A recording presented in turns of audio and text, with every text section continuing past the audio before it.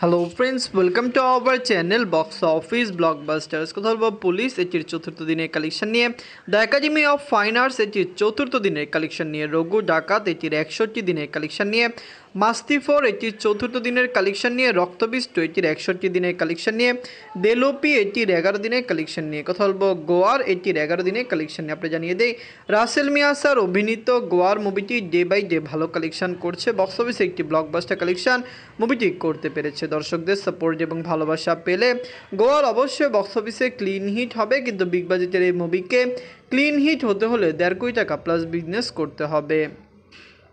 কথা বলবো এই 7টি মুভির কালেকশন নিয়ে। ভিডিও ভালো লাগে তো লাইক করবেন। এখনও যদি বক্স অফিস ব্লগ বা চ্যানেলটি সাবস্ক্রাইব না করে থাকেন, সবার আগে সকল মুভির latest update plus box office collection জানার জন্য আমাদের চ্যানেলটি সাবস্ক্রাইব করে নেবেন। প্রথম হলো পুলিশ নিয়ে, বাজেট ছিল 1,50,00,000 টাকা। লিড হলো টোটা রয় চৌধুরী স্যার। এটি নিজের চতুর্থ দিন কমপ্লিট করেছে। পুলিশ যখন ওয়েস্ট বেঙ্গল থেকে রিলিজ হবে আমরা আশাবাদী ছিলাম বক্স অফিসে এটি একটি দারুণ কালেকশন করবে। 4 দিনে এটি ডিসেন্ট ওপেনিং নিয়েছে, কিন্তু 4 দিনে মুভির কালেকশন আরও বেটার দরকার ছিল, কারণ সাকসেসফুল হতে হলে মুভিকে আরও 20-30 লক্ষ রুপি প্লাস বিজনেস করতে হলো। ওয়েস্ট বেঙ্গলের দর্শক সাপোর্ট করলে লাইফ টাইমে এটি ক্লিন হিট হওয়ার সম্ভাবনা রয়েছে। নিজের চতুর্থ দিনে অল নেগোসিয়েশন করেছে 6 লক্ষ রুপি। টোটাল এটির কালেকশন হল 46 লক্ষ রুপি। আপনারা যদি এখনও পুলিশ না থাকেন দেখবেন টোটা রয় চৌধুরী স্যার অভিনীত পুলিশ মুভিটি কেমন লেগেছে, লং টাইমে কত টাকা আয় করতে পারে। যেরকম হাইপ এটি ক্রিয়েট করার কথা ছিল সেরকম করেনি, এবং পুলিশ নামের একটি মুভি রিলিজ করে বক্স অফিসে সেই রকম দারুণ কোনো কালেকশন মুভিটি আনতে পারেনি। আগামী দিনগুলিতে কত টাকা আয় করতে পারে কমেন্ট করে জানিয়ে দিয়েন। এখন কথা বলবো the academy of fine arts নিয়ে, বাজলে 1 কোটি রুপি। লিড হলো পায়েল সরকার ম্যাম। এটি নিজেদের চতুর্থ দিন কমপ্লিট করেছে। বক্স অফিসে একটি ব্লকবাস্টার কালেকশন মুভিটি করে ফেলবে। অলরেডি ওয়েস্ট বেঙ্গলের দর্শক এটিকে সাপোর্ট করা শুরু করেছে। এটিকে পোস্টপোন করা হয়েছে কারণ এটিকে 14 নভেম্বর রিলিজ করার কথা ছিল, যেখানে বর্তমানে এটি 21শে নভেম্বর রিলিজ হয়েছে। সবচেয়ে বড় বিষয়, আমরা যেরকম আশাবাদী ছিলাম এর চেয়ে কম কালেকশন মুভি দেয়নি। মুভিটি পারফেক্ট কালেকশন দিচ্ছে, যেটি লং টাইমে আরও বেটার হওয়ার সম্ভাবনা রয়েছে। নিজের চতুর্থ দিনে অল নেগোসিয়েশন করেছে 12 লক্ষ রুপি। টোটাল এটির কালেকশন হলো 74 লক্ষ রুপি। আপনারা যদি এখনও the academy of fine arts না থাকেন দেখবেন পায়েল সরকার ম্যাম অভিনীত ছাড়াও এটিতে আরও অনেকেই কাজ করেছে।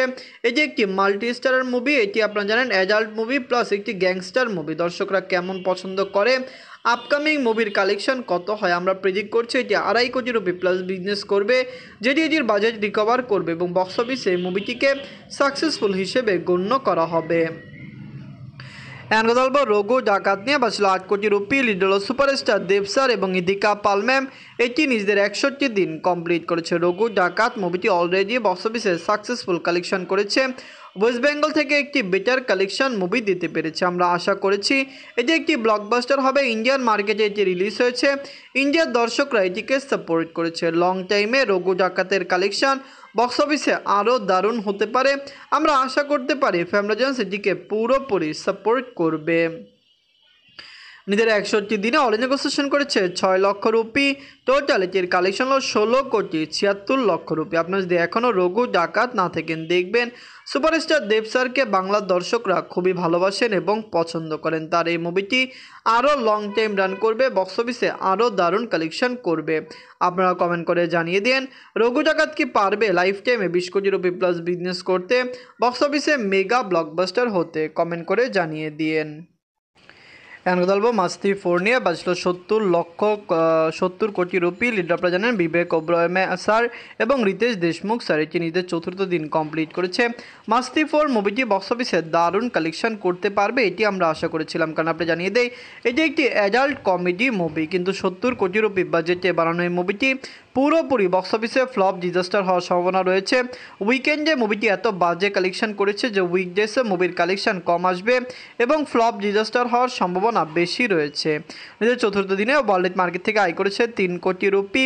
টোটাল এটির কালেকশন হলো 19 কোটি রুপি। আপনারা যদি এখনও এই মুভিটি না থাকেন দেখবেন এটি ওয়েস্ট বেঙ্গলে রিলিজ হয়েছে, সারা ইন্ডিয়াতে রিলিজ হয়েছে, ওভারসিজ মার্কেটে রিলিজ হয়েছে। সকল জায়গায় মুভিটি ফ্লপ এবং ডিজাস্টার কালেকশন করেছে। এমন কোনো স্টেট নেই যেখানে মুভিটি ভালো কালেকশন করেছে। এটি একটি ফ্লপ এবং ডিজাস্টার মুভি। লং টাইমে কত টাকা আয় করে এটি সবচেয়ে বড় বিষয়। এখন কথা বলবো রক্তবীজ টু নিয়ে বাঁচল 5 কোটি রুপি। লিড হলো আবির স্যার এবং অঙ্কুশ হাজরা স্যার। এটি নিজেদের 61 দিন কমপ্লিট করেছে। রক্তবীজ টু একটি মেগা প্রজেক্ট ছিল। আপনারা জানেন সবাই পুজোতে মুভিটি রিলিজ হয়েছিল। পুজোতে যখন রিলিজ হয়েছে আমরা যেরকম আশাবাদী ছিলাম এর চেয়ে কম কালেকশন মুভিটি প্রথম দিনে করেছিল, যার কারণে ক্রিটিক্সরা ভেবেছিল এটি ফ্লপ ডিজাস্টার হতে পারে। মুভিটি ঘুরে দাঁড়িয়েছে, দ্বিতীয় দিনের থেকেই কালেকশন ভালো এসেছে এবং একটি ব্লকবাস্টার কালেকশন ওয়ার্ল্ড মার্কেট থেকে মুভিটি করতে সক্ষম হয়েছে। নিজের 61 দিনে অল ইন্ডিয়া নেগোসিয়েশন করেছে 4 লক্ষ রুপি। টোটাল এটির কালেকশন 9 কোটি 90 লক্ষ রুপি। আপনারা যদি এখনও রক্তবীজ টু না থাকেন দেখবেন আগামী 3-4 দিনের মধ্যে মুভিটি 10 কোটি রুপি প্লাস বিজনেস করবে, যেখানে লাইফ টাইমে মুভির কালেকশন কমপক্ষে বক্স অফিসে আমরা আশা করতে পারি 12 কোটি রুপি প্লাস হবে। ক্রিটিক্সরা এই মুভিকে সাপোর্ট করেছে, পজিটিভ রিভিউ দিয়েছে, দর্শকরা এই মুভিকে সাপোর্ট করেছে। ওয়েস্ট বেঙ্গল থেকে এটি একটি বেটার কালেকশন করতে সক্ষম হয়েছে। এনগদলব দেলোপি নিয়ে বাঁচল 70 লক্ষ টাকা। লিড হল চিরঞ্জিত বিশ্বাস স্যার। এটি নিজেদের 11 দিন কমপ্লিট করেছে। দেলোপি মুভিটি ওয়েস্ট বেঙ্গলে রিলিজ হলে ভালো কালেকশন করবে, কারণ বাংলাদেশে এটি রিলিজ হওয়ার পরে খুবই ভালো রিভিউ মুভিটি পেয়েছে। অবশ্যই বাংলা দর্শকদের দেখার মতো একটি ভালো মুভি এটি। আমরা আশা করতে পারি এটি বাংলাদেশ থেকে দারুণ কালেকশন করবে, লং টাইমে কালেকশন আরও বেটার আসবে। ফ্যামিলিজন সাপোর্ট করলে দেলোপির লাইফ টাইম কালেকশন 5 কোটি টাকা প্লাস হওয়ার সম্ভাবনা রয়েছে। নিজের 11 দিনে বাংলাদেশ থেকে আয় করেছে 10 লক্ষ টাকা। টোটাল এটির কালেকশন হলো 1 কোটি 10 লক্ষ টাকা। আপনারা যদি এখনও দেলোপি না থাকেন দেখবেন চিরঞ্জিত বিশ্বাস স্যার অভিনীত এই মুভিটিকে প্রথমে খুলনায় রিলিজ করা হয়েছে। খুলনার 2টি সিনেমা হলে মুভিটি রিলিজ হয়েছে, পজিটিভ রিভিউ পেয়েছে। এরপরে সারা বাংলাদেশে রিলিজ হয়েছে, কম থিয়েটার রিলিজ হয়েছে, কিন্তু বর্তমানে কালেকশন বাকি সকল বাংলা মুভির থেকে বেশি। আমরা আশা করতে পারি লং টাইমে দেলোপির কালেকশন 5 কোটি টাকা প্লাস হয়ে যাবে। এখন কথা বলবো গোয়ার নিয়ে বাঁচল 1 কোটি টাকা। লিড আপনারা জানেন রাসেল মিয়া স্যার। এটি নিজেদের 11 দিন কমপ্লিট করেছে। এটি কিন্তু সিনেপ্লেক্স মাল্টিপ্লেক্সে কোনো শো পায়নি, সিঙ্গেল স্ক্রিনের শো পেয়েছে। মোটামুটি খারাপ কালেকশন মুভিটি করেনি, আশানুরূপ ভালো কালেকশন করেছে, কিন্তু এটির মার্কেটিং স্ট্র্যাটেজি যা ছিল বিভিন্ন বড় নায়কের নাম নিয়ে মুভিকে মার্কেটিং করা হয়েছে, যেটি সবচেয়ে বাজে বিষয়। আমরা একজন মুভি অ্যানালাইটিক্স হিসেবে বা মুভি রিভিউয়ার হিসেবে আমরা কিন্তু এটিকে কখনোই সাপোর্ট করি না। যাদের সাথে তুলনা করে মুভির মার্কেটিং করা হয়েছে যে একটি বাজে মার্কেটিং ছিল, অবশ্যই একটি ভালো মহলে এটি খুব পুরোপুরি নেগেটিভ রিভিউর সাথে রয়েছে। আমরা যেরকম আশা করেছিলাম সেরকম কালেকশন মুভি হয়নি। গড় মুভি লাইফ টাইমে ডিজাস্টার হতে পারে। নিজের 11 দিনে বাংলাদেশ থেকে আয় করেছে 5 লক্ষ টাকা। টোটাল এটির কালেকশন হলো 57 লক্ষ টাকা। রাসেল মিয়া স্যারের এর আগে পাপ মুক্তি মুভিতেও কিন্তু ডিজাস্টার হয়েছিল, তার গড় মুভিতেও ডিজাস্টার হতে যাচ্ছে। আগামী দিনগুলিতে কত টাকা আয় করে সর্বোচ্চ 1 কোটি টাকা প্লাস বিজনেস করবে, কিন্তু সিঙ্গেল স্ক্রিনে যে রেন্টালে মুভিকে বিক্রি করা হয়েছিল সিঙ্গেল স্ক্রিনের মালিকদের অনেক বেশি লস হয়েছে। গোয়ার কেমন লাগলো, মুভিটি কত টাকা লাইফ টাইমে আয় করতে পারে?